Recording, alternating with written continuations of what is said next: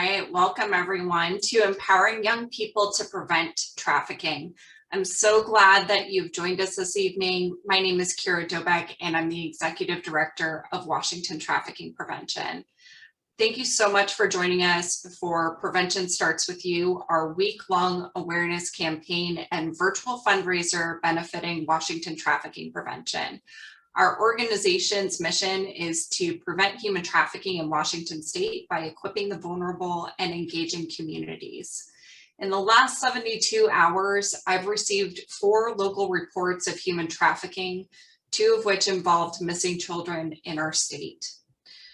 With a 99% increase of online child luring, we have to respond proactively and increase public awareness, but we also have to provide prevention education.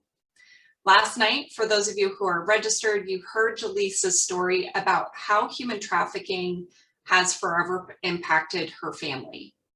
Tonight, we're going to discuss how important it is for young people to be directly involved in the solution to prevent human trafficking. So tonight, if you're joining us on Zoom, if you have any questions for Paige or myself, please put them into the chat box. If you're joining us through Facebook, we have one of our wonderful team members monitoring the chat there as well. And we welcome you to invite your friends, if you're watching us on our Facebook Live feed, to watch alongside you. The more people that understand this issue, the better off our entire society will be. So before we get started, I want to take just a moment to thank our 3 generous event sponsors: Two Dogs Barking Productions, Gunderson Dental, and Southard Beckham. Your sponsorship has made this event possible, and we're so grateful for your support. We couldn't do it without all 3 of you. So speaking of support, this year, our goal is to raise $60,000 to provide free prevention education throughout Washington State to young people in middle and high school, teachers, parents, professionals, and community members. You can give at any time by texting "with you" to 44321. We're at about 33% of our goal right now, and we're depending upon the support from our community to make a difference locally. So now I would like to introduce Paige Dahl, who is a part of our youth board at Washington Trafficking Prevention. And I'm going to go ahead and spotlight you right now. Hello. So Paige, she is Miss Northwest's Outstanding Teen 2021, and her platform is Open Eyes, spreading awareness of human trafficking. She is a local high school student with a dream to attend Juilliard to pursue a career in the field of acting. She's super passionate about volunteering, helping others, and performing. And when I first met Paige, I was really impressed. She had done her research about human trafficking and just to this space, really humbly open and willing to learn, super passionate about finding ways to help out. And so I'm so grateful that you're a part of our organization and helping us achieve this dream that we've had for a few years, ever since I joined WTP 2 years ago. I've had this dream of having a youth board because I know how important it is for young people to be involved in the solution to prevent trafficking. So Paige, can you tell everyone a little bit about yourself and things that make you happy? Yes, well, thank you for that little speech. Oh my God, that made my heart so warm. But I am Paige Dahl. I am a 17-year-old. I'm so excited to be here. I am Miss Northwest Outstanding Teen 2021. And yeah, I'm just so excited right now. Tell me about some things that make you happy. Yeah, so one of the biggest things that make me happy is dance. I've been dancing for about 8 years, maybe. I've lost track at this point, but I do all different kinds of dance. That is my talent for pageants, and it's really my passion. I love dancing, expressing my emotions through dance, and I just love telling a story. So that's one big thing that makes me happy. And another thing is really doing community service and helping other people, since seeing other people smile makes me smile. So yeah. Paige, tell me a little bit about why you started doing pageants. Yeah, so I started doing pageants about a year or two ago, pretty close to now. It would be right before COVID hit. I did my first ever pageant, which was the Miss West Sounds Outstanding Teen pageant. And actually, Emily Scott, who is Miss Washington's Outstanding Teen 2019, convinced me to do it the night before the applications were due. So I danced with her for a long time. She came into the dressing room. She was like, everybody, whoever wants to do a pageant should do it. And of course, my little inner child who has always wanted to be a princess was like, I have to do this. And so got onto the computer at like midnight, put in an application, and then walked out to the living room and told my parents afterwards, which is so smart. Definitely do that. And of course, I had many, many questions, but it all worked out and I was able to do the pageant and I couldn't stop ever since. I love it. I love its mission and how it gives young girls scholarships so they can pursue their dreams. Oh, that is so incredible. And I'm so glad that you decided to get involved because I think that you have such like a powerful presence and that you do such incredible work in the community.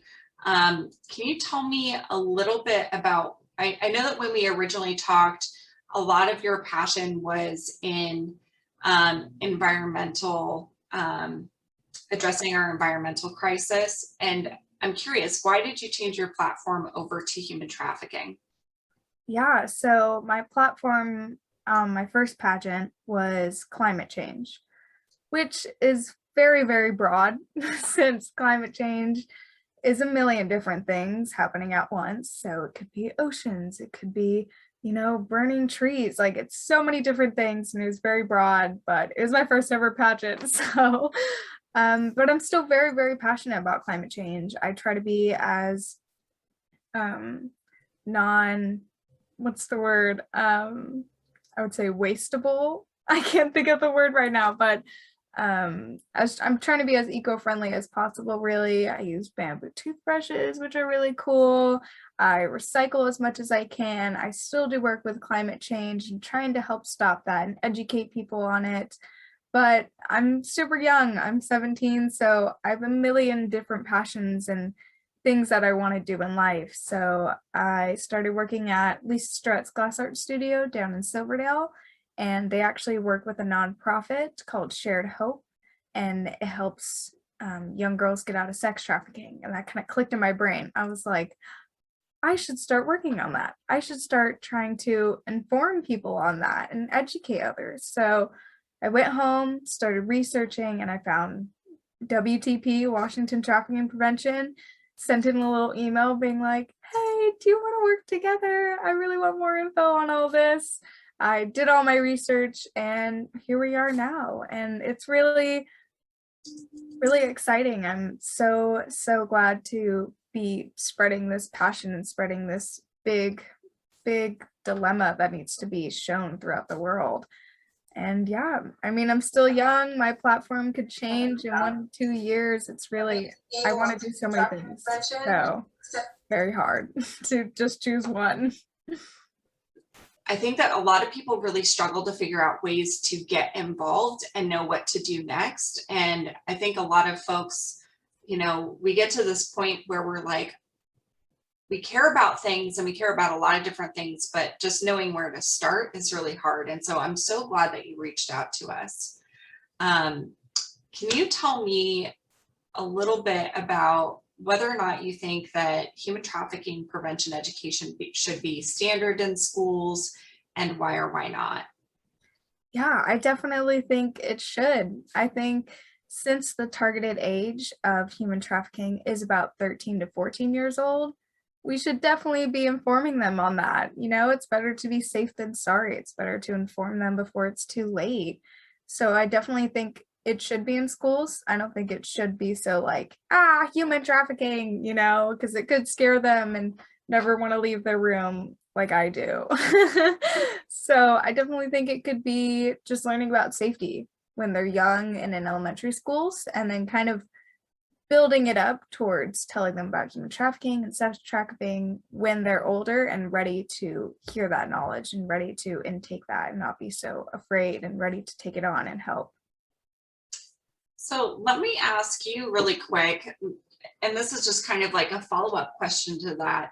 What kinds of things are you seeing about, OnlyFans on social media? Like, what are young people seeing on social media right now that is sometimes glorifying prostitution or the life? Yeah, so there's definitely very high up celebrities, promoting that sort of stuff. I mean, you got Cardi B and you have Beyonce, you have all these stars that kids are looking up to. And with them promoting that, kids are want to starting to do that. They're like, oh, I can make money. Sure, I'll do that. I mean, they do it, so I can do it. And they could start, faking their age and getting into it young. And people don't know that they're underage, so that they're going to pay for their body and they're not realizing it. I definitely think it's something that shouldn't be promoted at such a high celebrity status. I think it should definitely be, kind of maybe banished or taken down. I mean, yeah, I mean, go girl, go, you do you, but I definitely think it's scary for young kids to be seeing that and to kind of look up to that, being excited to turn 18 so they can do that. I want kids to be excited to turn 18, to be adults, to move out, not to, get on OnlyFans and sell their body. Absolutely. And whenever I see things like this, a lot of the stories I've heard, and I'm not sure if you've seen them as well, is like a lot of folks will be on like TikTok or they'll be on Instagram talking about OnlyFans. And there's this kind of like conversation of like, this is how I was able to buy a house, or this is how I was able to pay for college. And I don't know about you, but what are kind of your thoughts on like that not being an argument for more like, commercial sex, but more of an argument for livable wages and more of an argument for things like, a better education system? What do you think about that? Yeah, definitely. I think instead of promoting it as a happy way of buying all these things, I think we should look at it as a kind of sad that they have to do this. I mean, it really is people's last resort. They really do need to do that to live because I mean, it's called minimum wage, not living wage. It's the minimum that we need. It's not enough. I mean, really, America is the only country that has tips. I don't know if you know that, but I only found that out a couple months ago, and it's really sad. I mean, having tips so that we can make a little more money to be able to afford our rent every month. It should just be being paid enough money every 2 weeks or every week to be able to live with your job. I think it should be comfortable. I think it should just be a flat rate everywhere. Absolutely.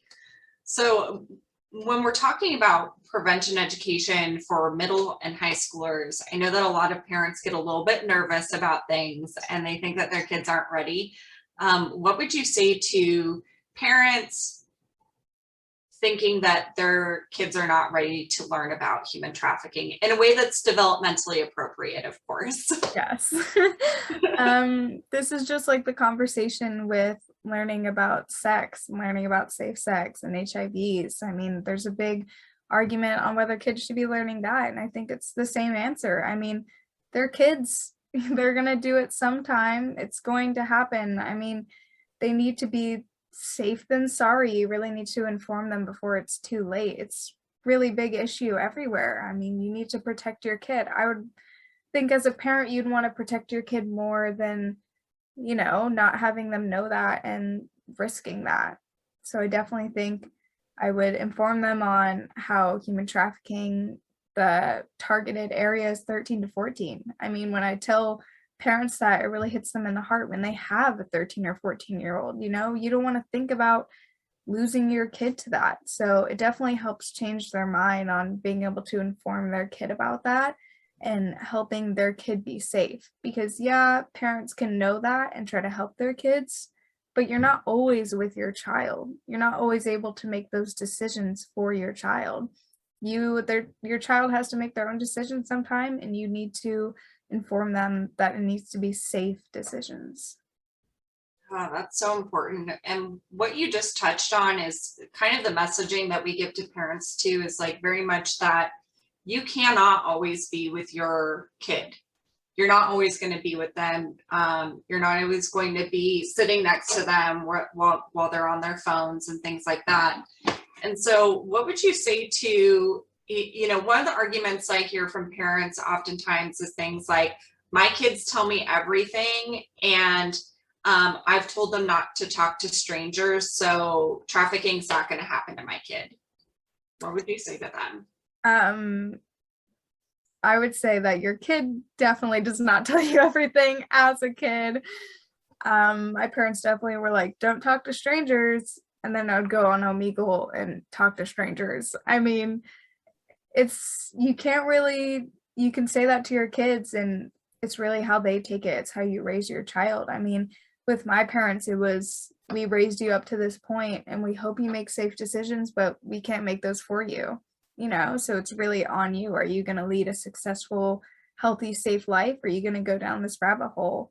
It's really up to the child, I would say. So definitely your child may not tell you everything, but I wouldn't, target and yell at them and be like, you need to tell me everything, because they're not. If you do that way, they're definitely not going to do that. They're too afraid. I would just trust them and have your trust in your child, that you raise them well and that they will come to you and tell you everything up to their comfort level.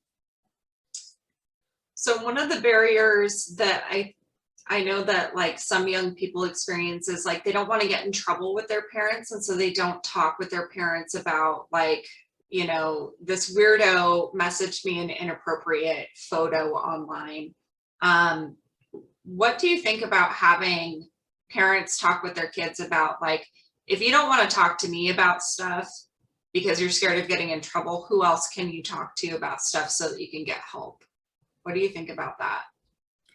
I definitely think it's good for parents to come up with a plan with their kid to, if they're too scared to talk to you, to, maybe talk to your grandma, maybe talk to a friend's mom, a therapist, a school counselor, at least be able to talk to someone and be comfortable with someone. I mean, not all kids are comfortable enough to talk to their parents about many, things in their life. And so they just bundle it up. They don't say anything. So I definitely think there needs to be a safe person in their life to be able to talk about that, and a person to, keep them safe.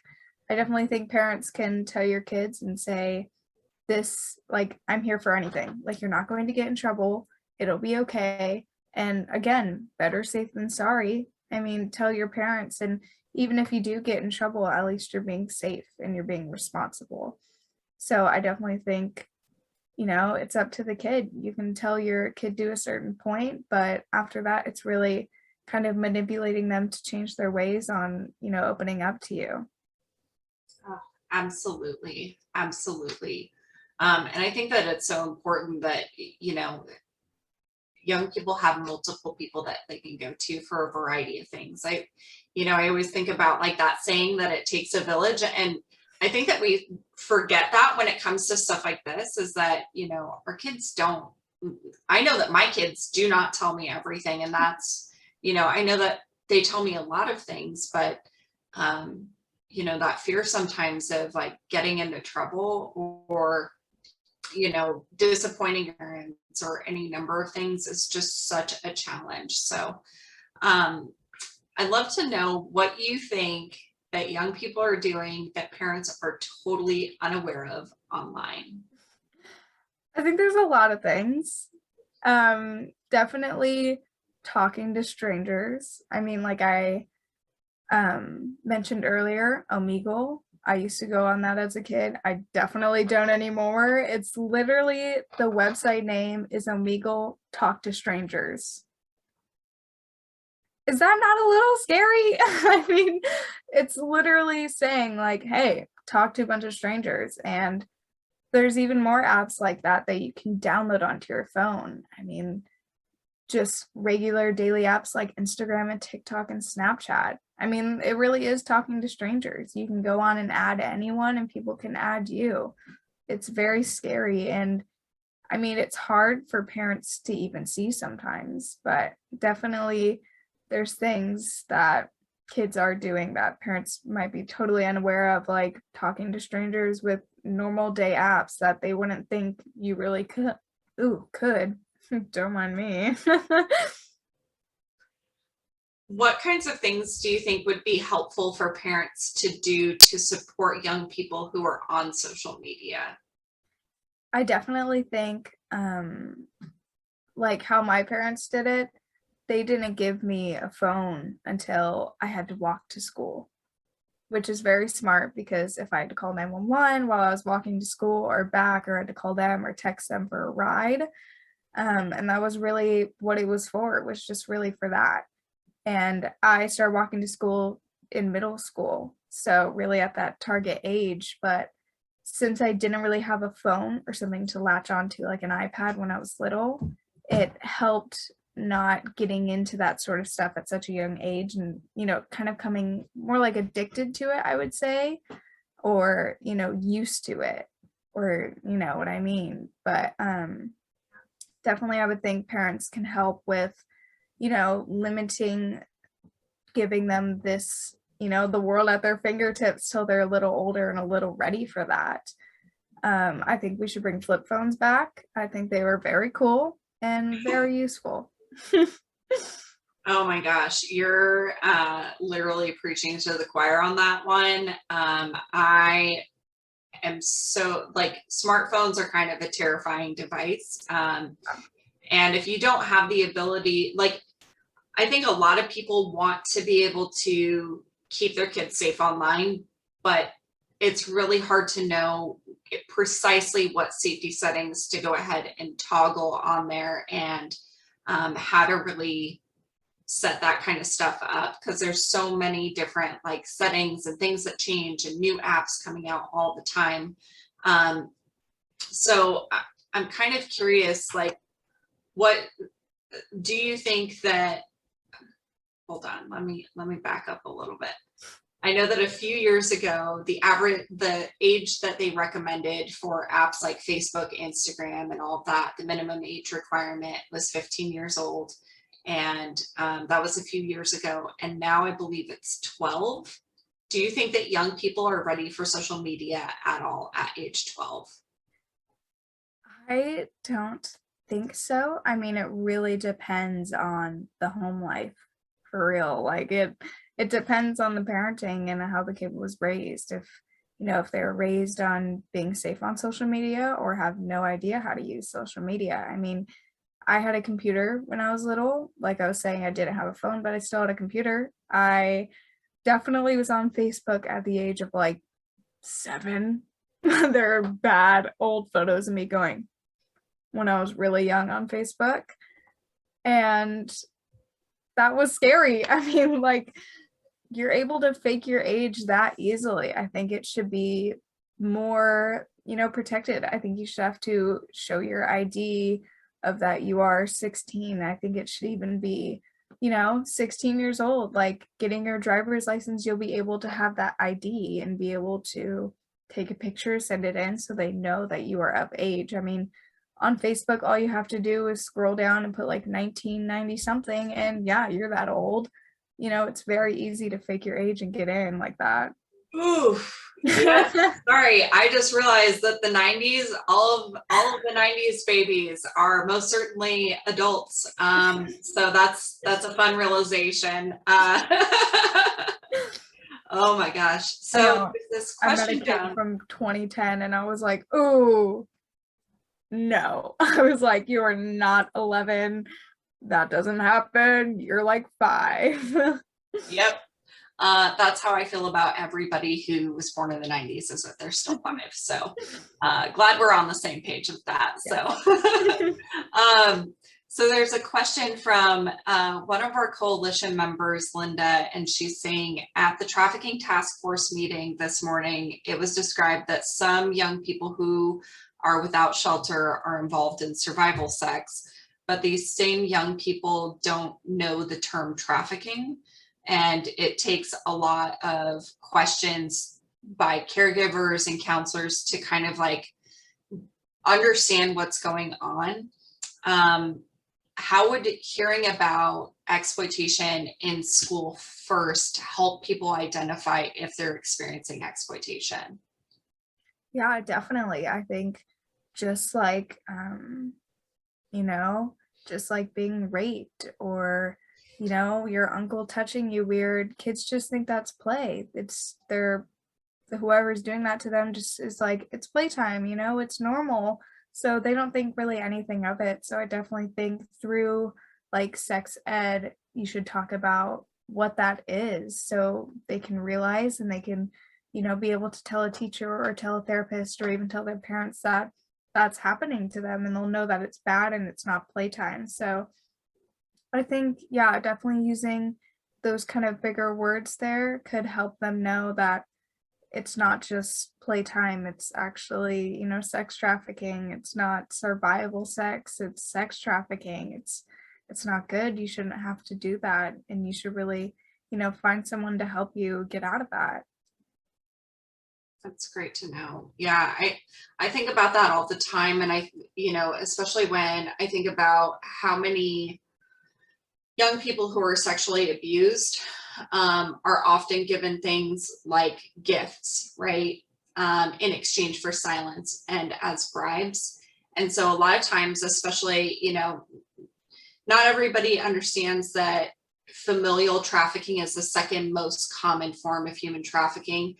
Kidnapping does not even make the top 5 list. So I don't know what you're hearing on social media or through different weird movies that are out there, but that's a lot of really inaccurate information that actually ends up harming folks getting identified and the help that they need. And so when I always think about like young people who experience sexual abuse and then they're given something by a family member who sexually abused them, how we haven't been classifying that correctly as human trafficking, and how helpful having that comprehensive sex education really is, and talking about human trafficking in schools so that young people know how to keep themselves safe, but also can look out for each other. So Yeah, I definitely think describing it in a way that, comprehends in their brain. Like with the older students, you can raise it up a little and really get deep into it since they can understand those big words and understand what it means. But with younger crowds, they're not going to really understand what human trafficking means. Like they don't really know those big words yet. So definitely having it simplified down to a level that they can comprehend and still be able to understand that that's what it is and not playtime is definitely something that really needs to happen. that's so helpful. Thank you so much. Um,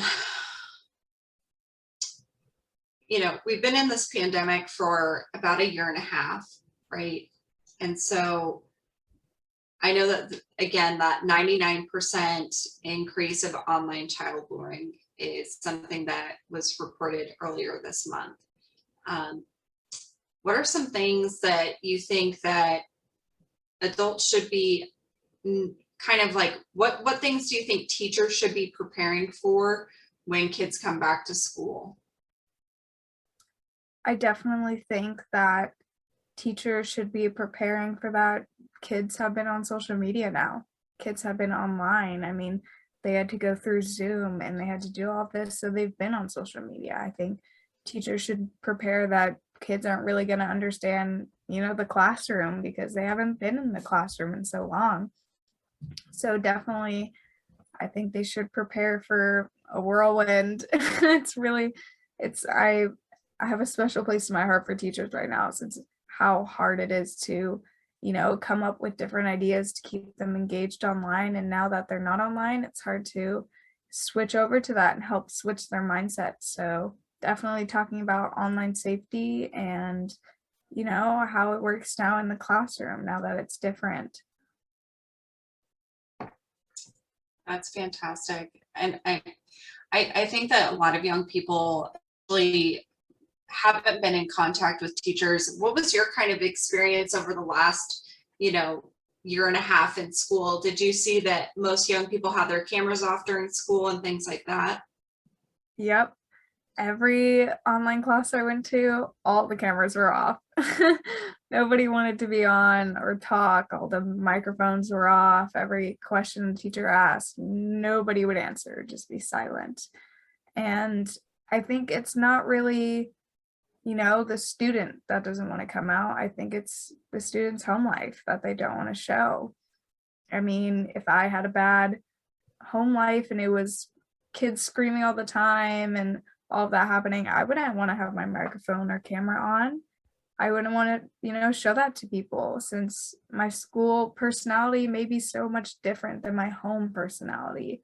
I want to keep that, separated. I don't want people to see really how it is at home. So I definitely, online was crazy for me. It was definitely very hard. I'm not an online learner. I cannot teach myself. It is very difficult. I'm definitely a visual, hands-on type of person. So yeah, online was a rough time for many of us. What kinds of have you found that other folks that have been really feeling lonely over the last year? And what do you think people have been doing to cope with that? Yeah, I think many students and teens and kids over the year of COVID were really lonely. I mean, they couldn't go out and see their friends every day at school. I missed my friends a bunch. I used to see them every day, and now it's about once every couple weeks, maybe once a month, So I definitely think kids have been coping with, using drugs or escaping out of their house, sneaking out at night to go see their friends. And so they're starting to use these bad ways of, coping and getting out to get through that. So yeah, definitely kids have been, getting to that such low point of loneliness, not being able to see friends and express themselves as who they really are, not having to bundle it up at home. It's gotten to the point of, doing bad things to be able to get that. That's really, really hard. I always, one of the things I think about is the people that are kind of on the outside, right? I think about kids like I was growing up, especially right now where home's not safe and maybe you don't have a lot of friends or a good support network because you're isolated, not only by the pandemic, but on top of that by your family who's trying to cover up abuse. Did you notice that there are a lot of people that normally would be at school in person that just weren't there this year? That would be me. I mean, I used to go to school every day and I was, kind of like the teacher's pet, I would say. I was very out there, as you may be able to tell. I was, class clown, that kind of person. And when it switched to online, I was barely there. I was barely showing up to classes, barely turning in homework when I used to turn it in early. And yeah, it really went downhill for me. And I know a lot of my friends went through the same thing. So I definitely think that there could be a little, help given to students when that happens. Online learning is not for everyone. And so it's very difficult to go through that and to see your friends go through that as well, since, you know how it feels. Absolutely. Yeah. I know that for some folks, online learning is just not at all their format. And so, I saw a lot of reports come out last school year about the rates of attendance being significantly and markedly less than normal. And so, there were lots of schools that were we just don't know what's happening right now with young people and why they're not coming to school and things like that. So, I'm sorry that the last year was really hard for you as well, because I know that how important that is to have that connection with your teacher and with your classmates and things like that, and how being isolated really impacts you. So I'm sorry that that was like one of the things that you really struggled with as well. And I'm sure that there's a certain amount of shame that people feel when that is the experience, right? Like, because I'm sure that you're used to like probably really being, you know, classified as like academically successful. And so when the learning environment is not conducive to that, there's a lot of feelings around that, I'm sure. Yeah, definitely. It's hard to go from a almost 4.0 student to failing every class. It really hurts, and it, kind of makes you more into a depressive state than you already were. I mean, lots of kids were already in this kind of depressive state from not being able to go out and see their friends and, live their life. And now that they're failing school and everything's just going downhill, it's making it even worse. They don't feel good about themselves since, they don't really have that success, I would say. And it's hard to be happy and to get out there when you have zero success happening in your life at the moment. So yeah, definitely it's hard on students when, your grades are going down and everything's just going downhill because of online. And it's hard that you can't really do anything about it. I mean, it's all online and it's really, survival of the fittest at that point. Absolutely. Um, Tell me why, like, so one of my dreams, like I mentioned, ever since I joined the organization was to get folks like yourself more involved in the work that we do. Um, why do you think that young leaders like yourself and other folks in the community that are in middle and high school should be involved in the work that we are doing? I definitely think way more youth should be involved in this since it's happening to youth. It's happening to 13 to 14-year-olds. It's happening to middle schoolers, high schoolers, even elementary kids. It's mostly happening to young kids since they're so vulnerable at that age. So I definitely think more youth should get involved because if I saw somebody my age talking about this, I think I would have gotten involved way sooner since I can relate to them, I can go, oh, they're much younger than me and they're talking about this. That means I can do it. I shouldn't be afraid of talking about this topic and trying to help others. So I definitely think more youth should be involved since it'll get even more youth involved. It'll just keep going down, just like if you paid for somebody's food behind you and the train keeps going. That's how it's going to be if more youth gets involved and the word's going to get out and it could, maybe even lower the status of human trafficking since more kids are aware and more safe. Yeah, that's one of the big goals of our organization. Like I always think about that 2,000 to 3,000 young people who are exploited in Washington alone every year for the first time, and how difficult it is to get out of an exploitation relationship. It's not unlike trying to leave a domestic violence relationship. And so, I always worry about young people who get into the life and then don't leave for a year, for 2 years, for a decade, for a couple of decades, and sometimes even end up experiencing like murder in the life, right? I always think about that average age of death for somebody who's experiences, sex trafficking or is commercially sexually exploited being 34 years old, right? That's the average age of death in my community. And the common cause of death is homicide, right? And so like this is something that is incredibly, incredibly violent. And so, I wonder what, like, do you think that adults are more effective at spotting things that are going on with young people, or do you think other young people are able to be more aware of what's going on with their peers than adults are? I definitely think other young people, since, I would say Gen Z has such a tight pack that we all understand each other since we've all went through the same things as, kids. So we can all look at each other and kind of be able to tell if they're stuck in that situation more than adults could since, they're not that age. They're not able to tell what's happened in their life and be able to spot those sort of things. So I definitely think that it's way easier for other youth to be able to, spot those signs. So that's why, like before, more youth should get involved and, help other people. That is so important. I know one of the things that I'm wondering is, what do you think that adults need to be doing to effectively engaging young people? What's going to be the most helpful?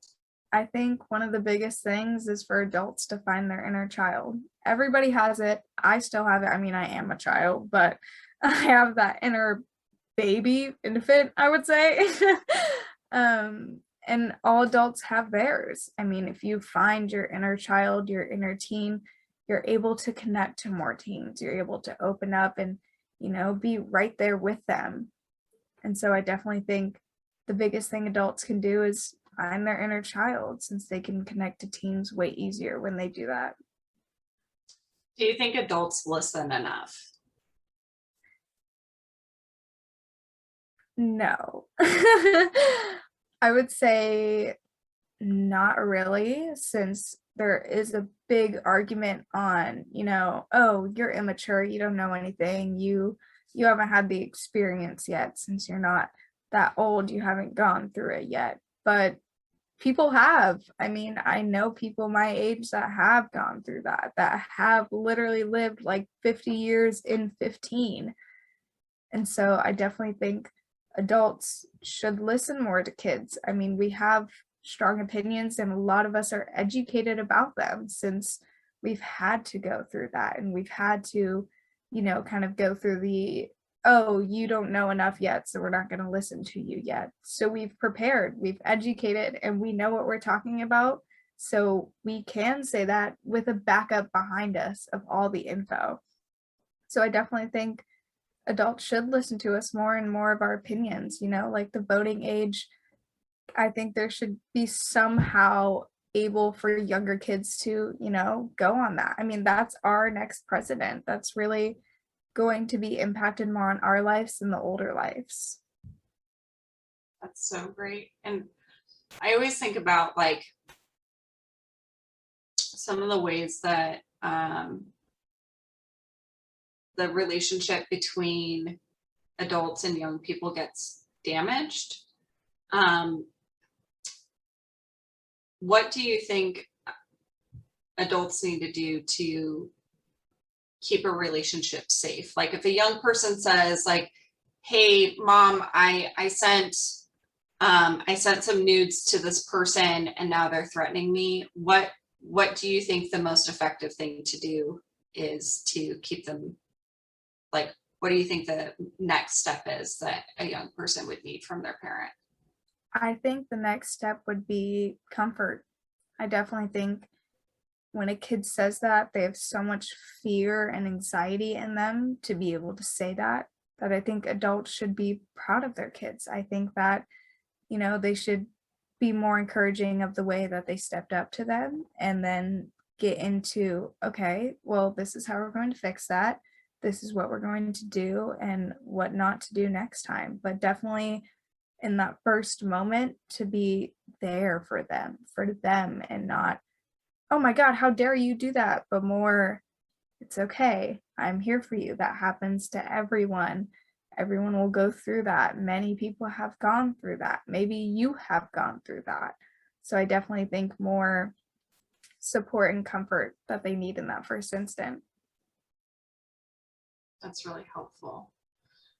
There's a really great question that just came in. Would some form of report hotline, I think they're asking about like, would some form of like a hotline for young people to be able to like reach out to, would that be helpful? Someplace that they could maybe talk to an adult over the phone about things that they may have been, seeing that relates to abuse or trafficking.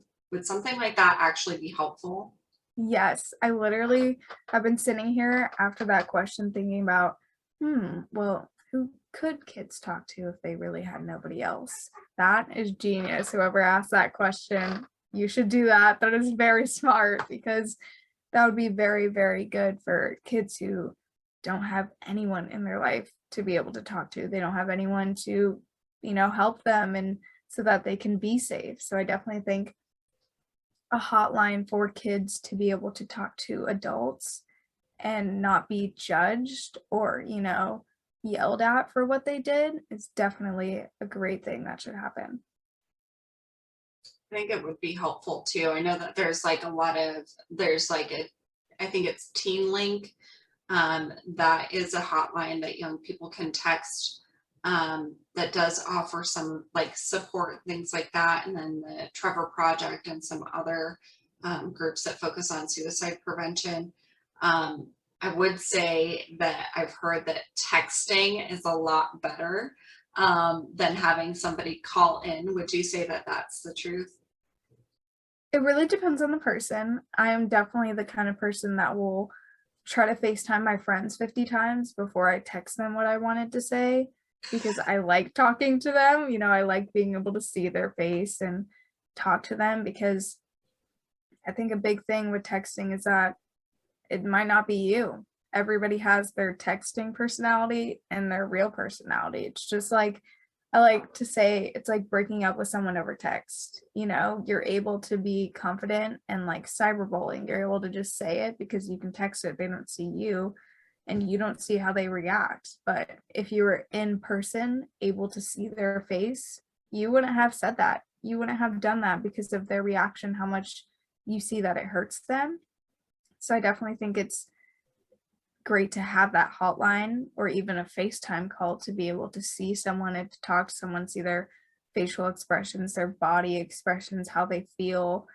But some kids may not like that. They definitely may like texting more because they like being hidden. They don't want to show that yet. They're not comfortable with that yet. So definitely having the two options for kids would be great. It's really great feedback. One of our very last questions, we're getting close to wrapping up here.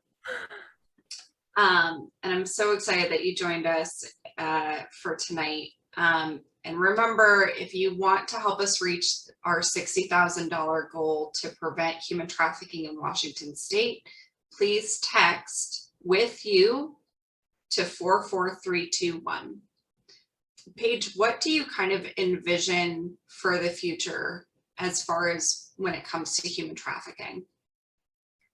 I envision that in the future, I'm hoping it'll be safer. I'm hoping that more people will be educated, and the more education, the more laws we're able to put down about it. I mean, if we try to put out a law now about it, not many people will back us up since they don't really know about it. So definitely in the future, I would say everyone would be at least baseline educated to be able to help back up against those things, since they know about it and they know that that law should be in place there, since they know what happens there.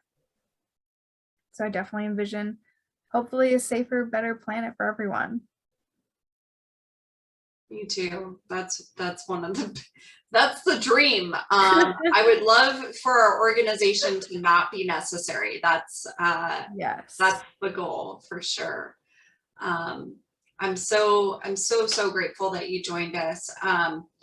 Where can people that want to learn more about your pageants and things like that get in touch with you? Yeah, so on my Facebook, it's just Paige Dahl, and my Instagram is MAO Teen Northwest is my Instagram, and you can follow my journey there. Soon it'll have to change to just Paige Dahl, since I will be having to give up my title soon, since I'm competing in a new pageant and I'm becoming a miss, which is very exciting but very scary because I do not feel like an adult. And this youth board is a great opportunity for anyone who is in middle or high school to get involved and be a leader in the movement to end commercial sexual exploitation. But if you have any young person that is interested, wants to get involved, they can come and be a part of our team. So If you're not signed up for our emails yet, make sure you go and visit our website, traffickingprevention.org, and sign up for our email list. We'll go ahead and post all of this information once we start officially recruiting more members for our youth board on our social media, so our TikTok, our Instagram, our Facebook, and on our website. So, all right, Paige, do you have any other final thoughts that you would like to share with anybody tonight? I don't think so, except for thank you so much for coming and listening to me blabber on and talk about this. I really appreciate it. It means so much to me. I never would have thought that this many people would listen to me talk. So it means a lot for you to come out and hear about this, and hopefully I educated you a little more on this topic and, you know, got you a little ready to go, you know, ready to get youth involved and even you involved in this. It doesn't just have to be youth. Everyone can get involved.